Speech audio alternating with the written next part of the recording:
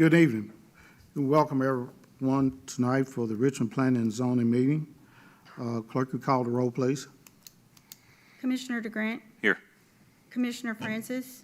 Here. Commissioner Short. Here. Commissioner Miller. Here. Commissioner Perkins. Here. Commissioner Miles. Here. Commissioner Estelle. Here. If all the commissioners had a chance to look over the minutes from July the 15th, I'd like to get a motion on that, please. No additions, no corrections, nothing? Yeah. Okay, I'll make approval of the July 15, 2026 minutes. Ask for approval. Second. Okay, motion by Commissioner Miller and second by Mr. Short. Commissioner DeGrant. Yes. Commissioner Francis. Yes. Commissioner Short. Yes. Commissioner Miller. Yes. Commissioner Perkins. Yes. Commissioner Miles. Yes. Commissioner Estelle. Yes. Next on the agenda is a request for zone map amendment for property located at 996 Pumpkin Run Road. Proposed zone change from R1A to R1C/R3, 88.36 plus or minus 1. Commissioner Estelle, may I be recognized for a moment for something to get on the record? Yes, sir. Earlier today, Commissioner Francis gave me a call and wanted to come in and talk about some issues as far as Richmond Development LLC and whether or not ethics came into play at that point. Had a long conversation with Commissioner Francis, and I am confident that the LLC that he is working for, based out of London, is a separate employer than Richmond Development LLC. But over the course of that conversation with ethics, and I've done ethics trainings from one end of the state to the other for cities and commissions, that we have to be concerned about the appearance of impropriety. And with that in mind, for the three matters on the agenda tonight for Richmond Development LLC, because there is some intermingling of the parties involved. However, again, for the record, I cannot state strongly enough, it is not his employer, it's not a business he's associated with, but Commissioner Francis has let it be known to me that he is not going to be abstaining. He is going to be removing himself from the chambers for the duration of the debate and vote on the three matters concerning Richmond Development LLC. So he will be stepping out into, I want the record reflected, he'll be stepping out into the lobby there. And when we are done discussing these next three matters, I will come out and get him, and he can then rejoin the meeting at that point. Thank you.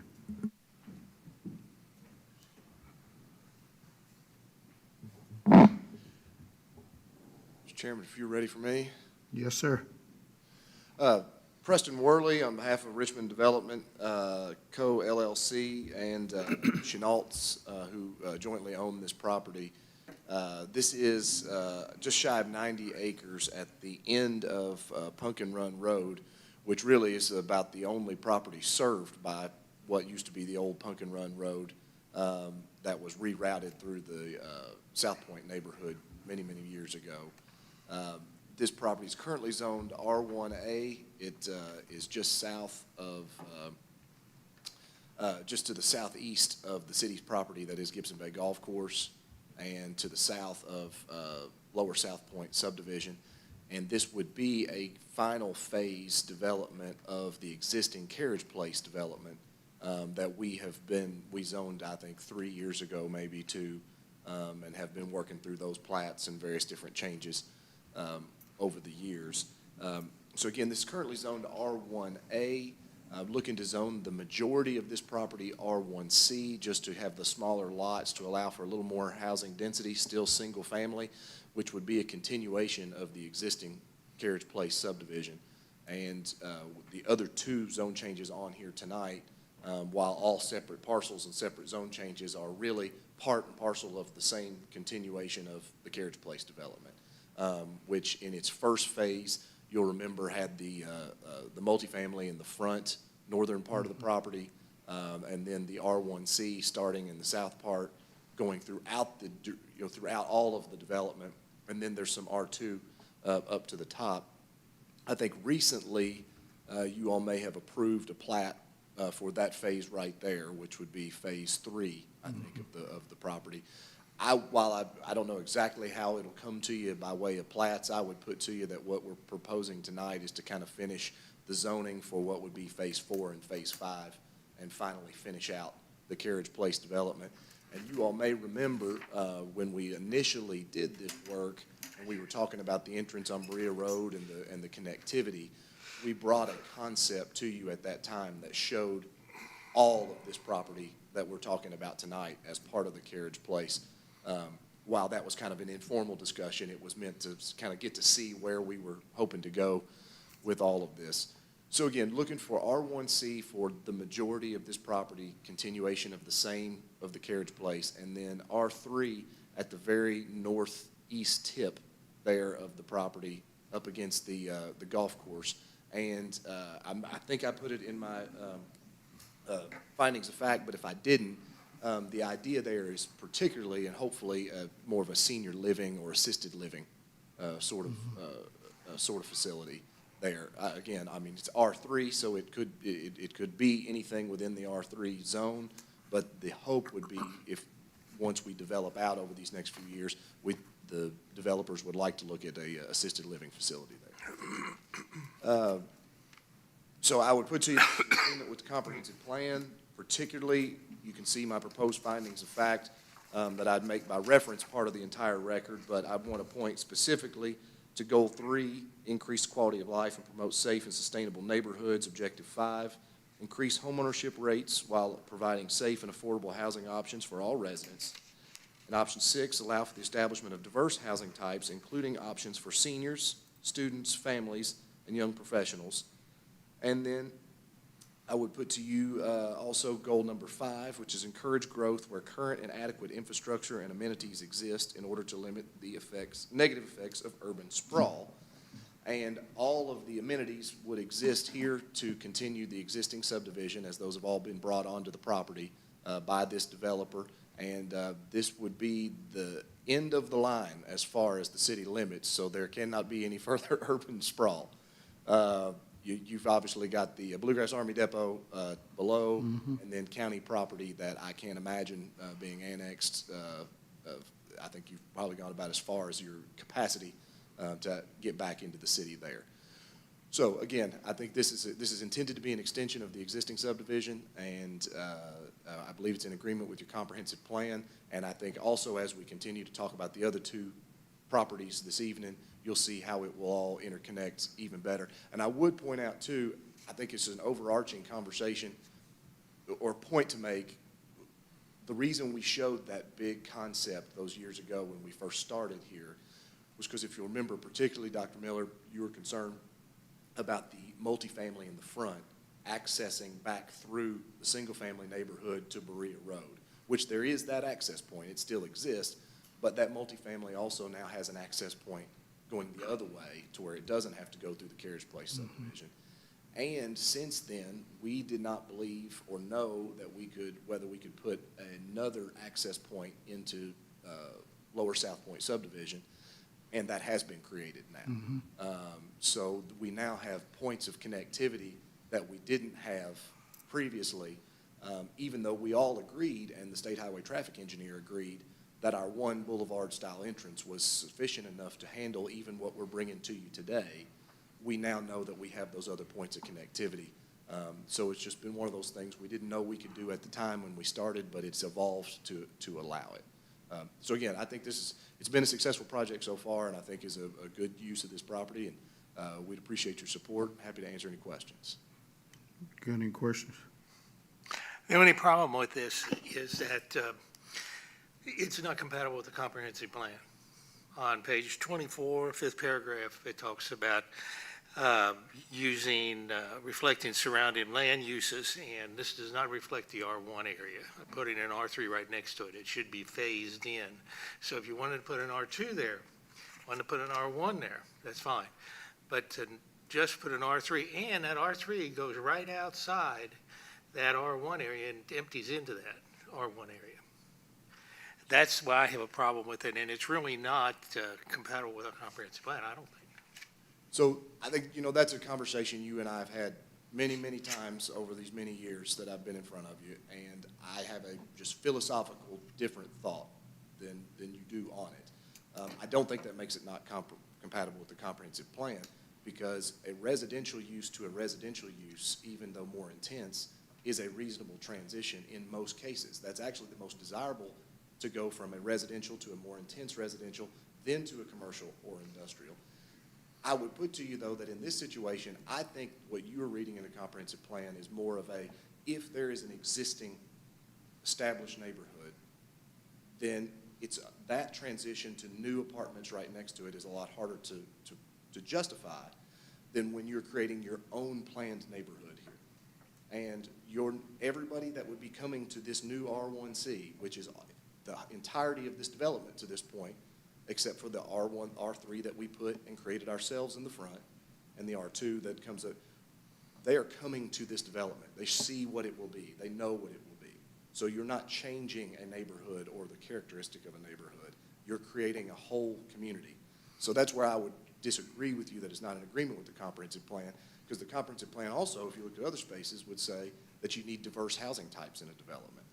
So I think if you look just at one border to one border, sometimes it looks more intense than it is.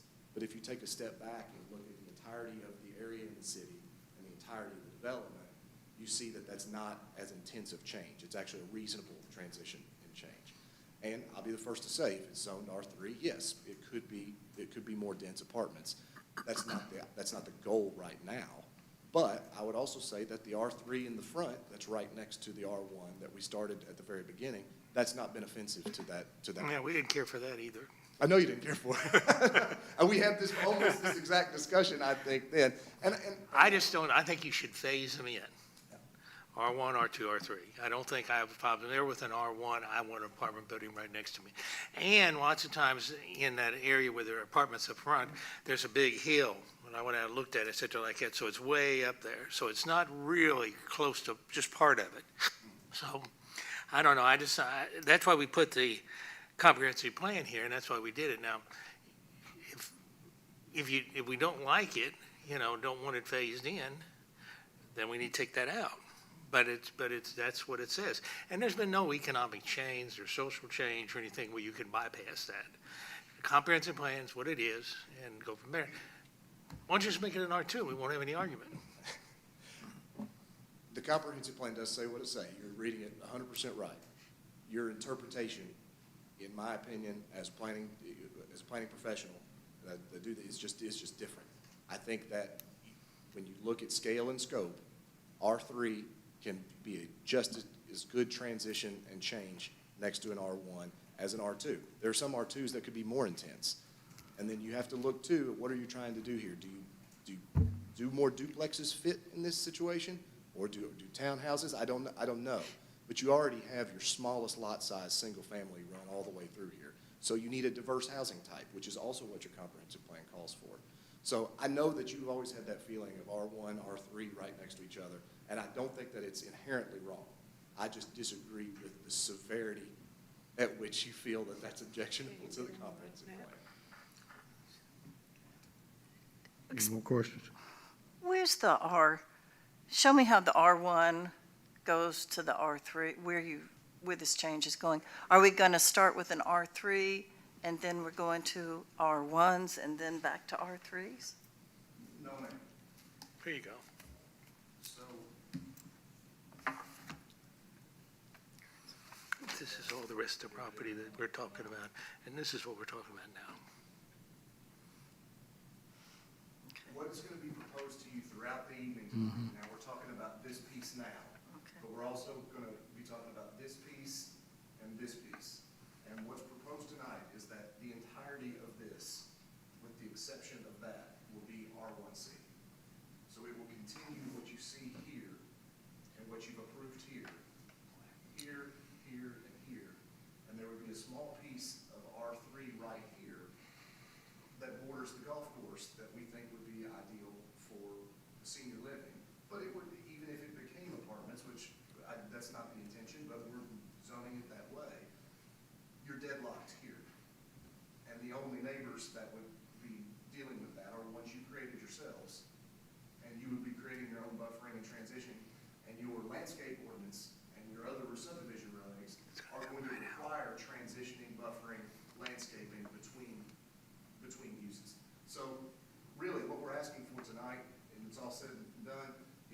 extend exactly this the whole way, but we would like the opportunity to put something more dense here because of the amenities. I mean, putting it next to the golf course would be very attractive, particularly if we could get the assisted living facility that we're looking for.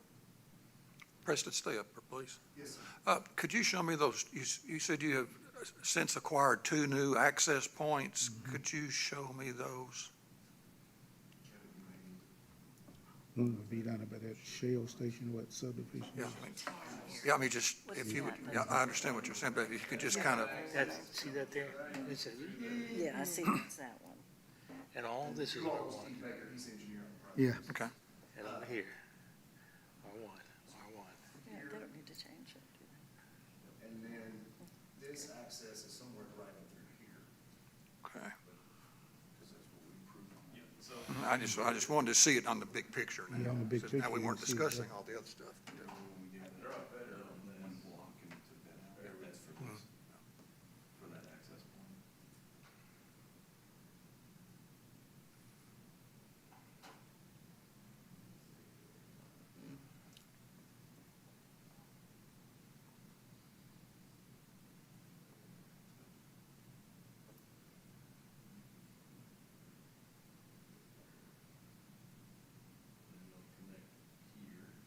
Gotcha.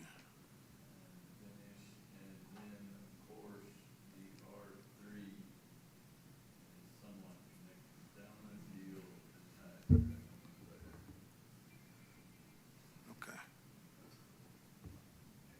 Steve, jump in too, but then your carriage place here, the main entrance, then that's a boulevard style, 2-lane on each side. Right. Now, right there. Okay. This access is a public street, full, city, reg construction. This is a gated entrance to the R3 with a private access for the, really to be used just for the R3, to be able to access and not have to come through here if they don't want to. So this created a lot better circularity and options for access in and out, as well as infrastructure connection for utilities. Okay, thank you. easy to see that with them. Okay.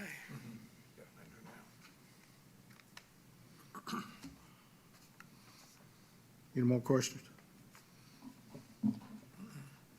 Kevin, you got anything on this? I would just add for the record that the future land use map specs this particular tract as mixed-density residential. If that definition is read from the comprehensive plan, we won't bore everybody here tonight, but the intended land uses among single-family, two-family, multifamily also includes public or semi-public uses such as schools, community centers, parks, churches, et cetera, might fall within assisted care facility or assisted living. The point to be made here is that this mixed-density residential area is laid out for you all to be able to, how should I say, consider, not spot zoning.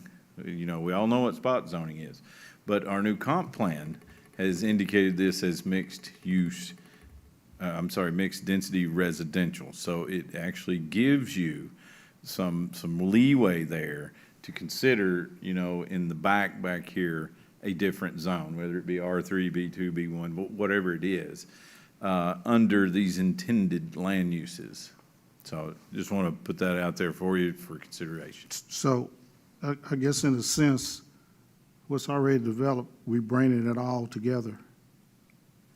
From down there where the gated community, we bring it all in one big picture right there. Yes, sir, absolutely. The only question I have for you is the plat behind where this is. Because looking at the PVA map, this one piece that is owned by Mr. Gomez. Yes, I only have one question. How is he going to enter his land? Sorry about that. Yeah, it's the one that connects right in that, right there. Oh, this, Yes. I would say say, Mr. Grant, however he is doing it currently. Because this is only accessed by Pumpkin Run City dead ends here, and then turns into a private access that comes up to an old house that's fallen down here. And so then the city has a little bit of access point here to get to the golf course, but Pumpkin Run itself used to run more kind of here, and was dead-ended many, many years ago, and rerouted through Lower South Point, and then it dead ends again here. So he doesn't access any of this currently. So I assume that there is a county road backing through here where he accesses his property. Okay, I just wanted to verify that. That was a good question for me.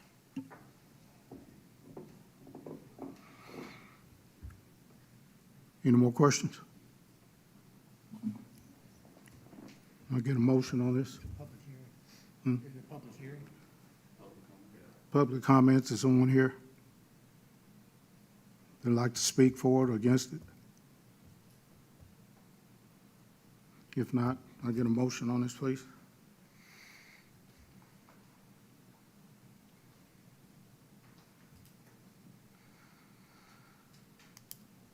A motion to accept the proposed zone change on 96 Pumpkin Run Road from a R1A to a R1C/R-3.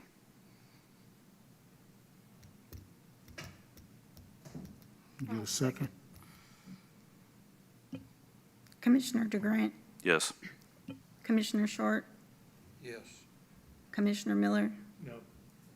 Commissioner Perkins, No.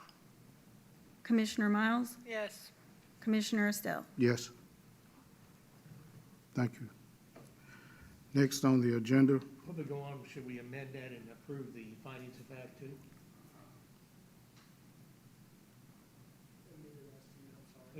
It's appropriate that I think, we approve the findings and the of fact, facts.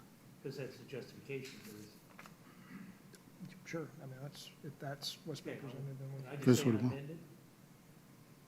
I amended the findings of fact. sure, yeah, I mean, I think, Yeah. Make an amendment to the findings of fact. Anytime there's a zone change, it needs to have the findings of facts, because that's the justification. Next on the agenda is a request for zone map amendment for property located at parcel number 0069-00000020. Proposed zone change from AG to R1C 49.53. Mr. Worley. Thank you again, Mr. Chairman, and I apologize to give you all of that to describe the property, but since it doesn't have an address and is a part of an old parcel, I did everything I could to describe it as accurately as I possibly could. This piece was part of the original farm that Richmond Development Company purchased when they originally brought this to you, but they did not zone this particular piece at the time. It was left ag, and I think they were focused on all of the stuff up front more at the time. And so now this is the final remaining acreage of the original 230 plus or minus that was brought to you for this whole property. So simply, again, looking to bring this ag property inside the existing development, zone this R1C, which would be a continuation of what you see there already developed, what you have approved, and then would continue on into this property as R1C. And again, we say that this is in agreement with your comprehensive plan, as we discussed previously, because of the housing needs in the community, because the comprehensive plan's directive for developing diverse housing types and making housing affordable, which more housing supply certainly helps affordability. But then I would also put to you that this existing zoning is inappropriate as ag, and the current and the proposed zoning would be more appropriate because this has been annexed into the city limits. It has been determined to be urban in nature and ready for development. That's the legal standard for annexation. So therefore, an ag designation would be inappropriate, and an actual developed designation would be more appropriate. Certainly a continuation of one, the existing use that's right adjacent to it, moving forward, we think would be appropriate. So again, this is just in a continuation of the R1C neighborhood that's already there. Any questions from the commissioners? Mr. Director Kevin? I have none, Mr. Chairman. Okay. We'll get a motion, please. No, I'm sorry. In public, anyone has anyone for it or against it wants to speak? If not, motion. And just to clarify, what Dr. Miller referred to earlier, the motion would be to accept, because that's be affirmative action, and adopting the findings of facts and conclusions of law. So that's the terminology we need for that. Okay. Okay. Want a motion? Yeah, I'll need a motion. Okay. Request for zone change map amendment for property located at parcel number 0069-0000020. Proposed zone change from agriculture to R1, with acceptance also of the findings of fact. Can I have a discussion? R1C. You said R1. R1C, isn't it? Yes. Or Yeah, C to Yeah, R1C. Yeah, R1. Yeah, in your initial motion, you only said R1, so I wanted to make sure. Oh, sure. Yeah, EG to sorry. R1C. Okay. Get a second. I will second that. Motion by Commissioner Miller, second by Commissioner DeGrant. Commissioner DeGrant, Yes. Commissioner Short, Yes. Commissioner Miller, Yes. Commissioner Perkins, Yes. Commissioner Miles, Commissioner Estelle. Yes. Next is a request for zone map amendment for property located at parcel number 0069000020, proposed zone change from AG to R1C, 18.09. Thank you, Mr. Chairman. Again, Preston Worley on behalf of Richmond Development Company and Spangler Apartments LLC. And this, we have now successfully landlocked and probably should do something with it at this point in the evening. This piece of property would be kind of a last piece of the old Lower South Point neighborhood that was never developed, and then connects to this Carriage Place development that we've come this far. So this would be the connecting piece for what has been approved and developed, what has been approved but yet to be developed, and then the two zone changes tonight. Again, this is currently ag property, looking to zone it R1C, which is a continuation of the existing property. So for all the reasons we've talked about tonight, we'd ask that this be brought in along with the remainder of it. Any questions? Kevin? Any public wants to speak about it, for or against it? Can I get a motion, please? You want me to go for it? It's your turn, Gary. Do it. Go ahead, Eric. No, I've done enough of those. Okay, yeah, go for it. All right. Request for the zone map amendment for the property located at parcel number 0069-0000-002-0, 18 acres. Proposed zone change from AG to R1C with the adoption of the findings of fact. Okay, motion by I'll second it. Commissioner DeGrant, second by Commissioner Miller. Commissioner DeGrant, Yes. Commissioner Short, Yes. Commissioner Miller, Yes. Commissioner Perkins, Yes. Commissioner Miles, Yes. Commissioner Estelle. Yes. Okay, and at this time, I'd like the record to reflect that Commissioner Francis is free to rejoin us if he hasn't gone to happy hour. Sleep. Thank you, sir. Rest-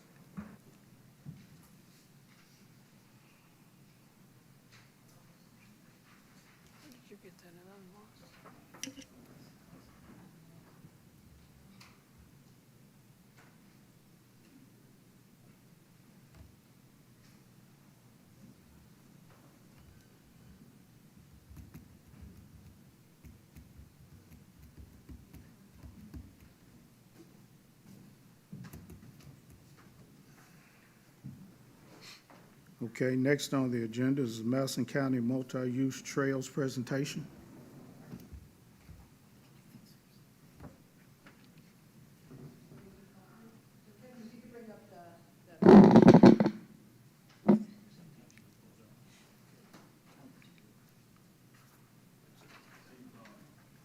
Thank you, Malcolm. How you doing? Thank you.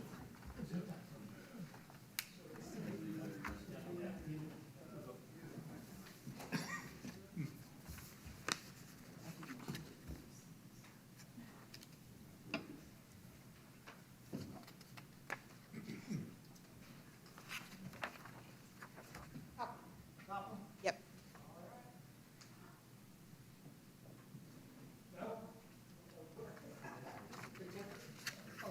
Baker.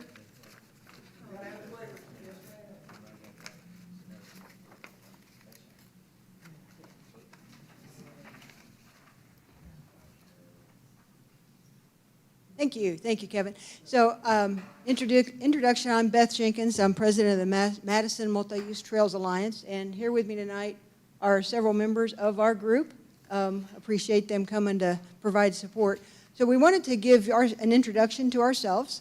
We've been in existence since 2024, resurrecting some activities that occurred with Dr. Jones back in 2019, 2021, really resurrecting the idea that we want to make our community a bike pedestrian-friendly community. And actually, I love the presentations tonight because there actually is an old kind of multi-use trail in that neighborhood that I walked one time. So anyway, what I want to do is introduce our group and then kind of share a little bit about what we're doing, but also how we want to partner with you as the community goes forward. So this is the cautionary tale. We call ourselves the Rainy Bee. That's part of our name. And that's because there was a fabulous route that went down to Valley View Ferry. It would have been a fabulous recreational trail, but that land's gone. It reverted to property owners. The bridges are all gone. But what we're trying to say is, how do we learn from that? So as we go forward, as new development occurs, how do we as a community plan for being bike pedestrian friendly? And so that's really kind of why we exist, to help drive that advocacy and drive that reality that we can do that in our lifetimes.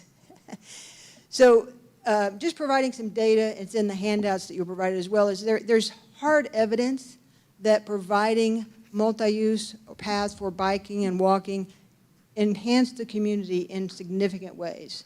Not only financially, but it's where people want to live. As we bring in things into the industrial park, companies will look at how friendly is this community? Do people want to live here? Can we attract good employees? Great examples of communities that have intentionally built amenities so that they can be where people want to live and work.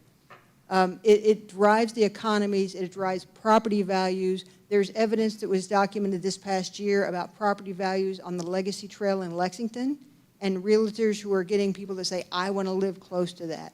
So there's hard evidence that it provides not only a recreational asset, but actually helps drive the vitality and stability of a community.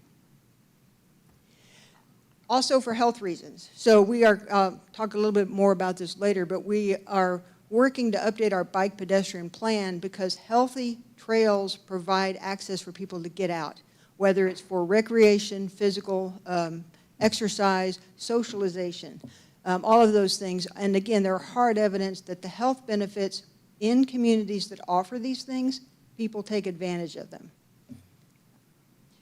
So kind of want to segue to, there was some mention of the comprehensive plan, and our group is extremely excited about the comprehensive plan that was just ratified this year. It includes a lot of really good language, really good vision for what we want to be as a community. And I call that, this is actually verbatim from the plan, specific actions that says what we want to do to try and create multi-use opportunities. So I'll just kind of highlight some of those. The idea of creating trails to link Richmond to Berea. Berea already has 20 miles of trails, and people drive to Berea to ride those trails. If we can connect those through the industrial park, then we could connect Richmond and make that actually not only a tourism destination, but just a facility for our community. People could actually commute to work in the industrial park from the neighborhoods they might live in along there. So that trail linkage would be very important and vital for the community. The other idea is a complete streets policy. So the idea that we design our streets so that they work for all types of users, bikers, pedestrians, young children, older people. Our population is aging, so roads that are safe to be able to cross the road safely or walk safely to shopping or whatever. We are working on a Trails Master Plan.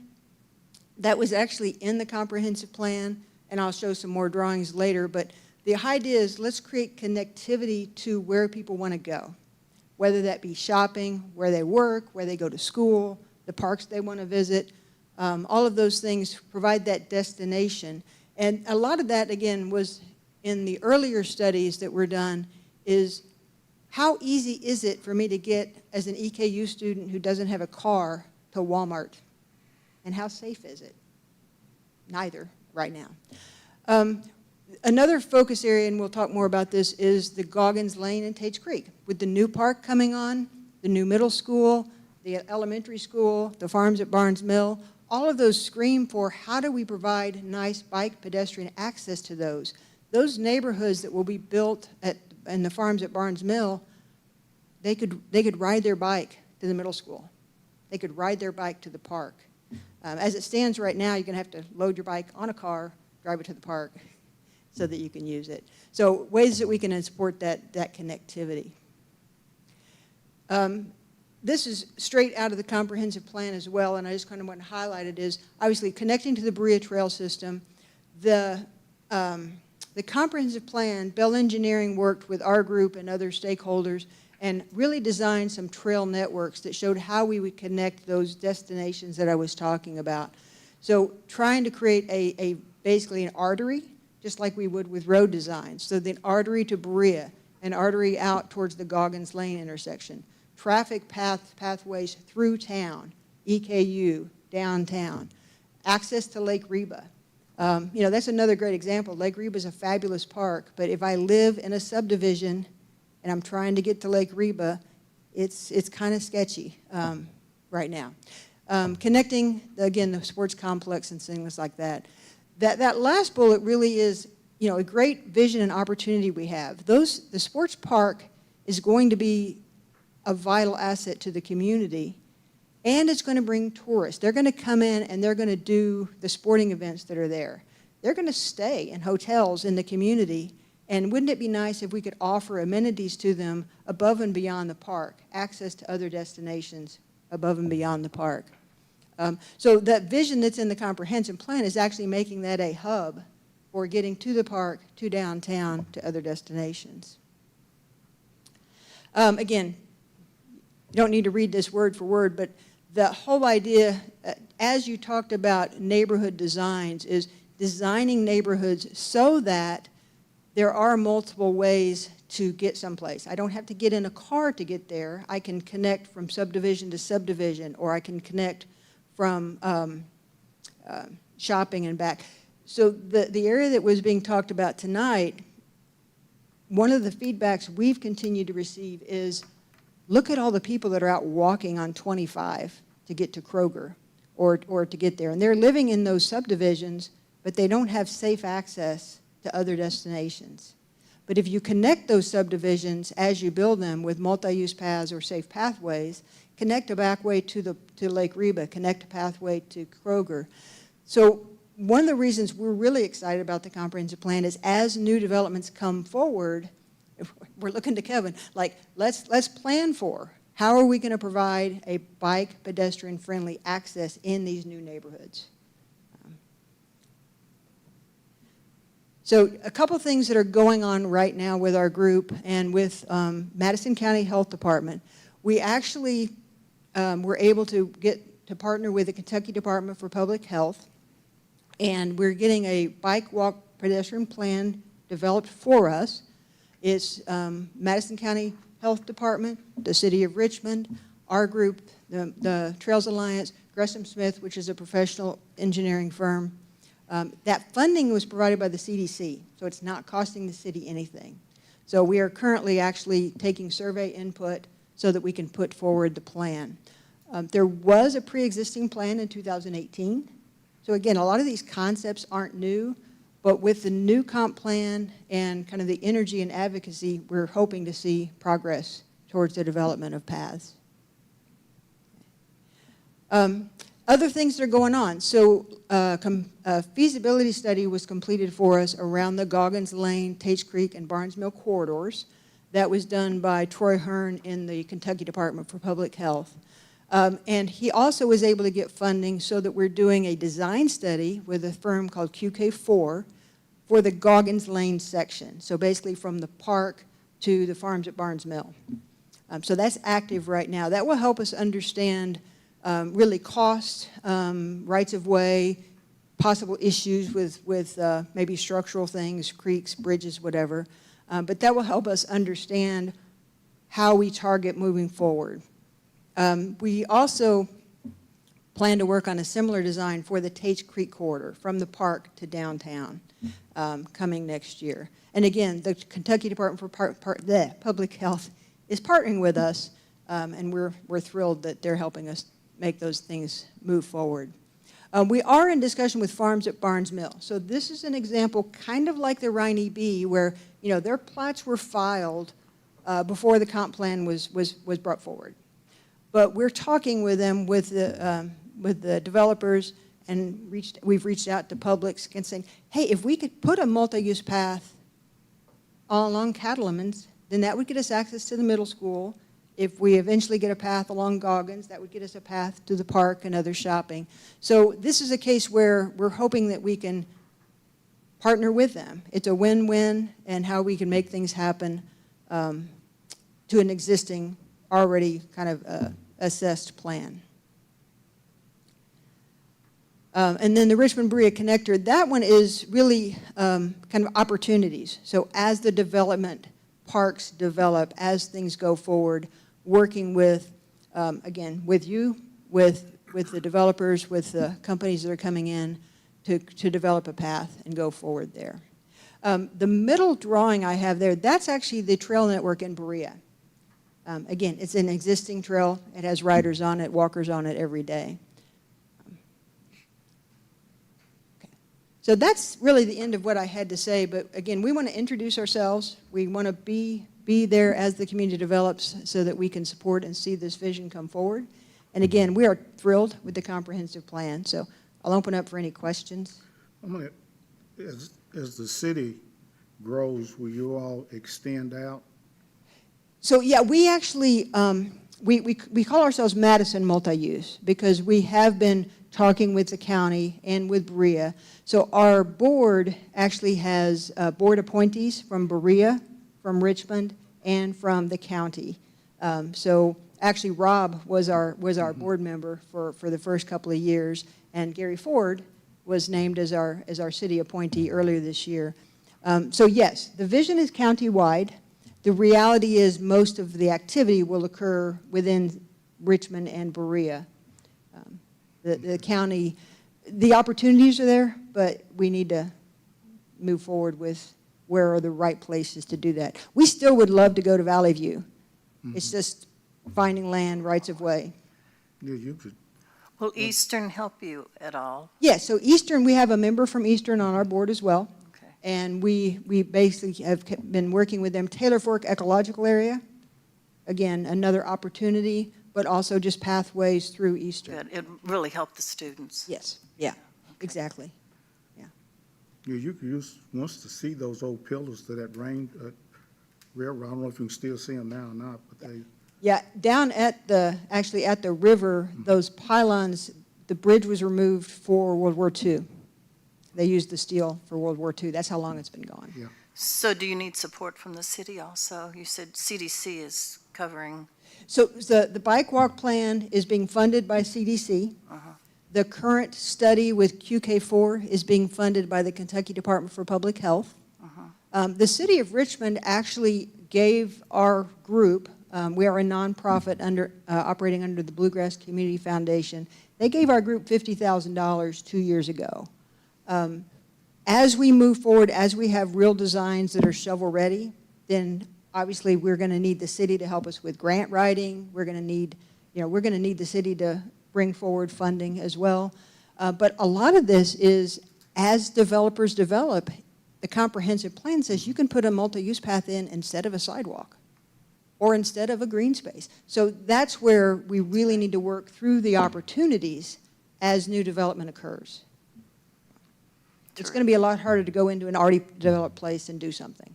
I remember several years ago, that was mentioned with where Carriage Gate is now, because they were going to link that in to the back of the golf course, to come into Lake Reber.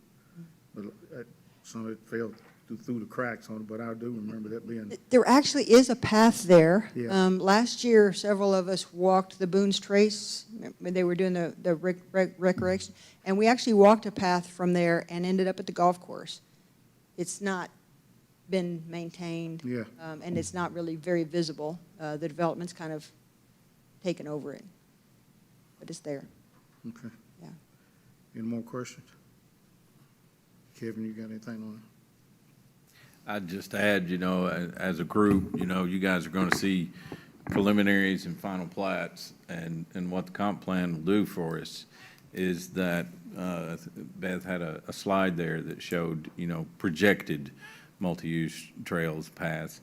So anytime I get a development of that caliber where city infrastructure will be involved, of course, you guys will see that. But in the past, developers have been able to choose from the road profiles. But now that we have a comp plan that specs out locations for these trails, that will have to change a little bit. They will need to narrow their decision-making down on the road profiles. And we have road profiles that include multi-use trails off or outside the curb. We have profiles that are inside the curb for bike lanes, things of that nature. So you may see some new type of streets, and also be aware that if you do not see these type of streets and it runs along that, then for your consideration, you can ask, hey, where are those? Okay. Any more questions? Thank you. Thank you for the opportunity. Okay, thank you. Next on the agenda is an ordinance adopting compatibility standards for the qualified manufactured homes within the city of Richmond. Kevin? I think Kevin has Yeah, I'm gonna- deputized me to Hey, don't kind of start you, the conversation here. All So, this hard work from this gentleman, I can't take his thunder.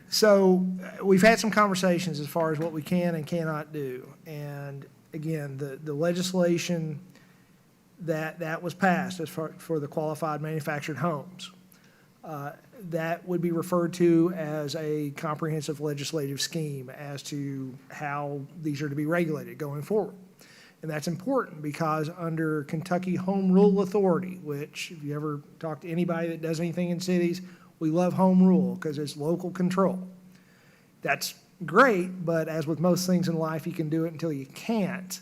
We kind of lose the ability to act when there is a comprehensive legislative scheme. The example I'll give, not just because I'm the ABC administrator here in Richmond, but I did a lot of ABC trainings while I was at the League of Cities, is you would see a lot of case law from cities like Ashland, several others that said, well, okay, you have all this state law on alcohol regulation, but we want to do it somewhat differently, limited in that. So anytime there's a comprehensive legislative scheme, we're limited in acting, except in that sort of sandbox that the state says we can play in.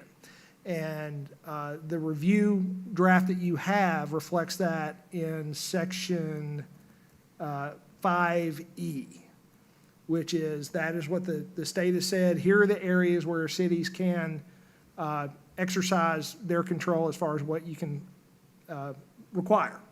And so after conversations in previous meetings, where we landed on that is we're going to require a roof pitch of a minimum of 712. I did the statutory minimum for square livable space. That's important too, because I know we had some conversations about can we require more? Unfortunately, because it's a comprehensive legislative scheme, 900 is the minimal. That's where we've got to start with. The type, quality of exterior finishing materials, again, as required by the statute or allowed by the statute, must match existing housing within the radius defined by 5D, which is housing located within a 1/8 of a mile radius from the proposed location for that qualified manufactured home. Foundation skirting, we have that it cannot be vinyl siding, which we have the ability to do as well.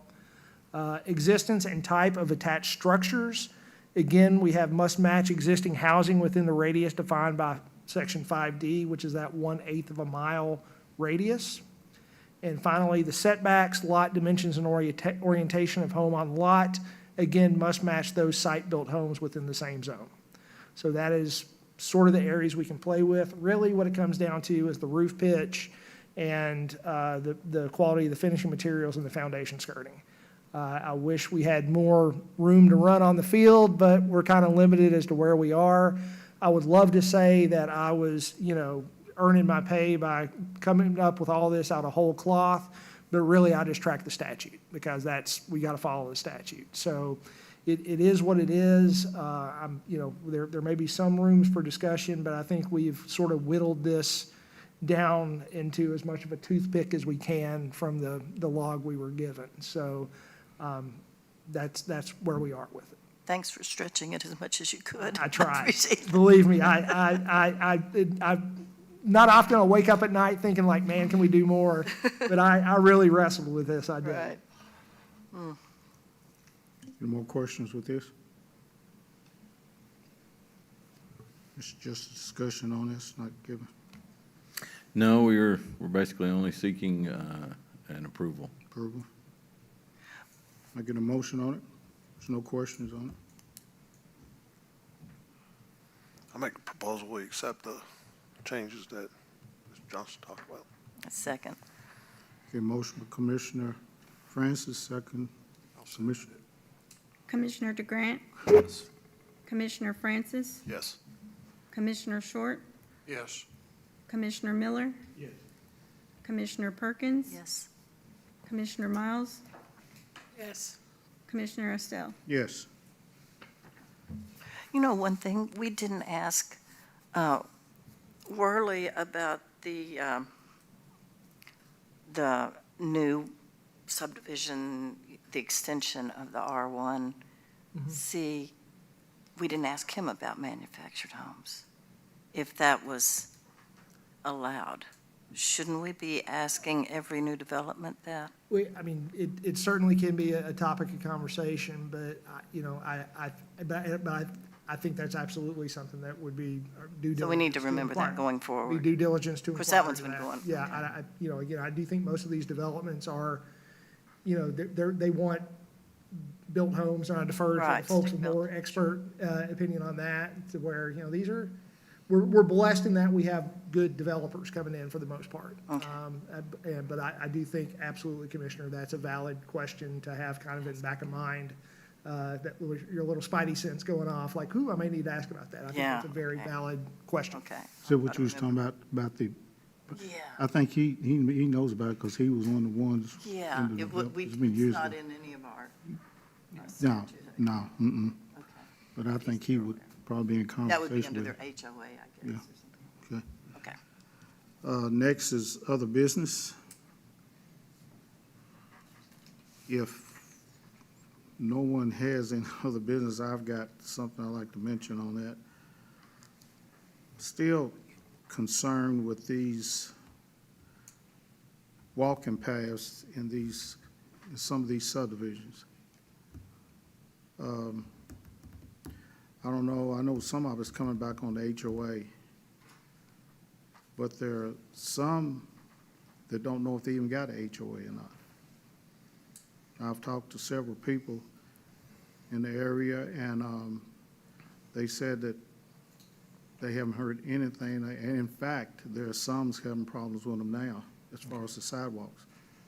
And, And they've reached out to them and haven't, Mr. Chairman, that's a great point, and I think you all, I did this little two-sheeter on this, and each month I want to give kind of a quick little, I guess, in-session learning.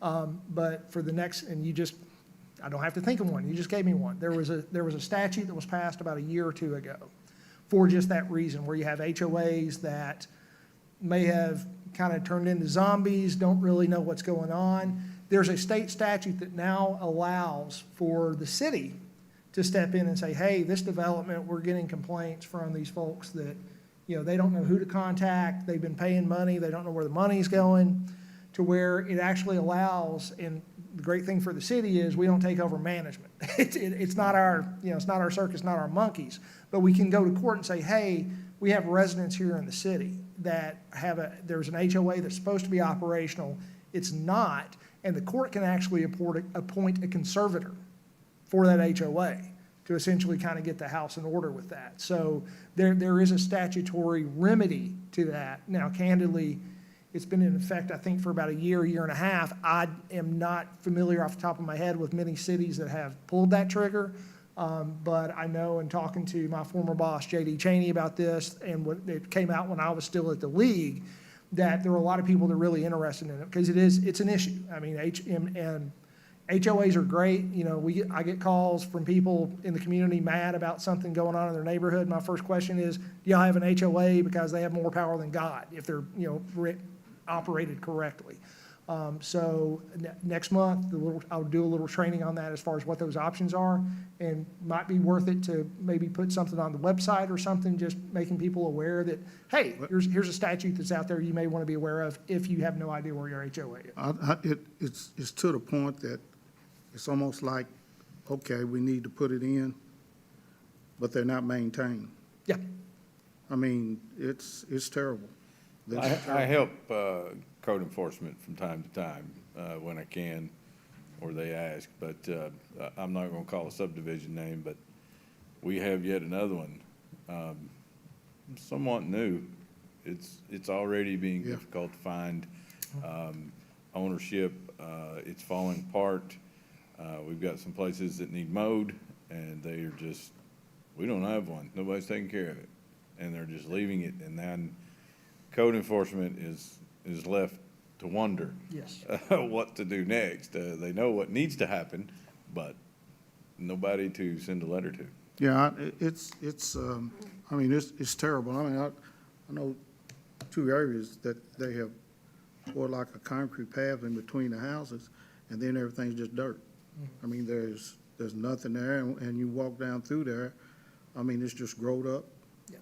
And it's just not being maintained or anything on it. And generally, the play that happens in these situations is about a year or two into it, the LLC or the management company will change hands or change names, and then the registered agent is no longer the registered agent, and all of a sudden, those residents, they may be paying that yearly bill to that, but they have no idea where the money's going at that point. And I do think that I will get a little bit more research on that statute for the next meeting, and that would probably be a good conversation for us to have, because as Kevin said, there are some issues like that we're seeing. And it could be done because, well, I tell you, you take Magnolia Point. Now, they've got an area there, a green space.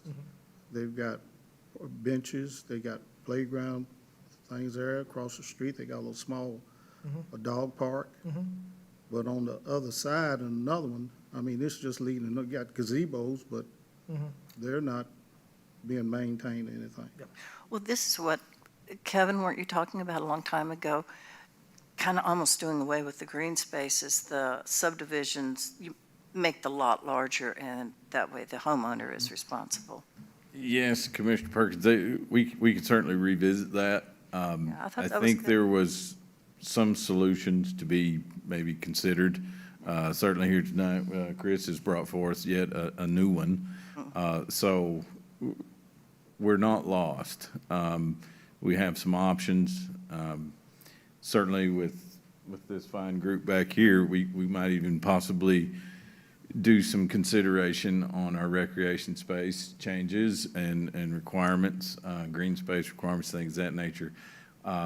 we're sitting here talking about code enforcement, planning commission, city attorney, extracurricular groups, all becoming solutions together. And if you think far enough outside of this box, you'll find an answer, I think. And I got a pretty good idea how we can make that work. And if we want to have a work session or explore Chris's option in more detail, I think maybe a work session might benefit the group if you're inclined. Certainly reach out to us. We can make that happen. Okay. Good by me. Director's report? Put my glasses on here. Deborah was making fun of me because of all my writing this today. Super fast, though. I'm really proud. All of my teams chimed in, and with the help of the IT department, Bobby back there, along with all the other members of the IT department, they have come together and helped us create our digital applications. We've struggled with how some of the applications are taken. Some are archaic, some are brand new. So what I want to do is bring everything together easily for the civilians to locate. Planning has quite a few that you may not know we have to deal with. So currently, today, live, available on our website is our conditional use permit, fireworks, I'm sorry, not the fireworks permit, we're working on that one. Home occupation permit, short-term rental permit, sign permits, stormwater complaints, variance applications, zone map amendments applications, which Mr. Worley was our first guinea pig, had no problems with it. Everything worked great. Storage container applications, zone verification letter requests. On top of that, for plan review, also develop plan review applications for development plans, minor plats, easement plats, grading permits, preliminary plats, construction drawings, and final plats. That's a lot. Each and every one of those has a different little function you have to look at to complete. It involves one or two departments, it just maybe involve our department and so forth. Sometimes we'll get Chris involved on a few of them, but everything is becoming streamlined for us, and we're tickled to death with that. The only two remaining is blasting permits, which could be done this week. That'll be live, and roadside sales. Now, I left roadside sales last because I have a little problem with roadside sales that I may need your help with. Section 409 of the development ordinance has a little snafu in there for roadside sales. Of recent, my department sort of took that roadside sales permit on. It's sort of bounced around in some other departments, kind of been handled as is. So we've been named roadside sales folks. And as I read that, you can, the permit is obtained from the chief enforcement officer. So if we're taking that over, I guess that would be me. You can get a 3-day or 21-day permit and no more than 3 permits per calendar year. Okay? This all makes sense in a moment. It's permitted in B3 zones only. Now, here's my issue. We discovered this when my department started to take over this. So all of the B4s, the Richmond Mall, Carriage Gate Shopping Center, University Shopping Center, and the Peddler's Mall, those are B4s. They are not B3s. Where is all of our fireworks folks go? Where does all of our folks selling produce, flowers, and things out in front of the Richmond Mall, where do they go? It may be, if the group is interested, that Chris and I get together and establish a change if you're interested in seeing a new ordinance to include B4 zones. If not, there's going to be a lot of folks upset with my department next year. We discovered it prior to the 4th of July, and certainly we were not going to act on the 200th anniversary of the country. So, 250th, yeah, it's even better. So if we want to entertain including a B3, we'll strike up an ordinance to bring to you if that is okay with the group. And I did cite the legal authority that discretion in this matter was the better part of valor for the time being until we can kind of get our arms around it. But yeah, it's an issue because how we're enforcing it and how we've allowed it is not what the ordinance says. So the sooner we can address that, the better. Okay. Other than that, that is all I have for you tonight. Anyone they got anything else? We got adjournment? Make a motion. Motion by Commissioner Short, second by Commissioner Miller. Commissioner DeGrant, Yes. Commissioner Francis, Yes. Commissioner Short, Yes. Commissioner Miller, Yes. Commissioner Perkins. Yes. Commissioner Miles. Commissioner Estelle. Yes. Thank you all.